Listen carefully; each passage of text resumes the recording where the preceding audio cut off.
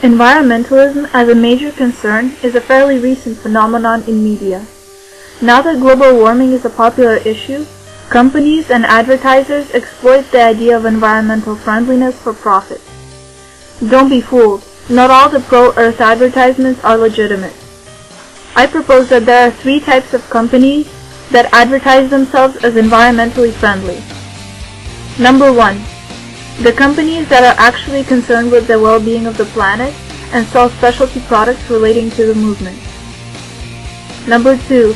Companies that existed for a while but decided it is worth making an effort now and weekly supporting a popular cause to attract customers. And number 3. The companies that manage to give their products an environmentally positive spin without actually helping improve their situation in any way. From these three categories, it is obvious that only a small fraction of the companies are concerned with the environment, while the rest of the companies use the bandwagon effect and control language in their advertisements to sell more products. Throughout the video, we will look at an example of each company's advertisements and whether the company is actually as environmentally friendly as the ad makes it appear. The first advertisement is of binders made by a company called Rebinder.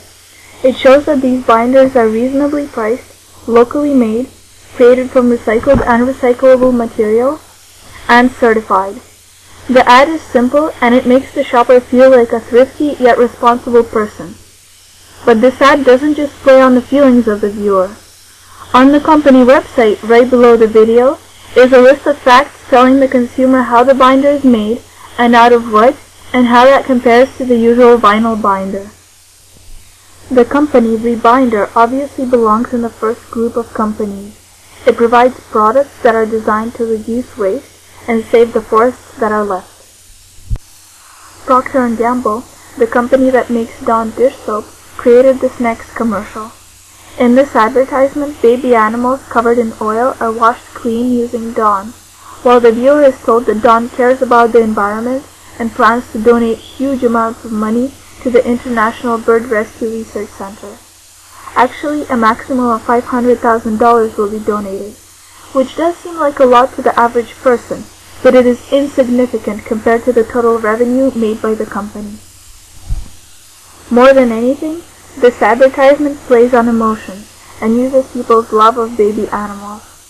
However, clever wording is also present, making the viewer experience sympathy and giving the viewer a chance to save the adorable creatures. Through consumerism, of course. The last line of the commercial makes a strong suggestion, saying, "Now, your purchase can help." There are much fewer facts in this commercial than in the first one. The focus of the Dawn dish soap advertisement is to sell the product and to make the viewer feel sympathetic rather than informed. The company making this product decided that the grand gesture of donation is worth the temporary loss of money, as it will be compensated by an increase in customers.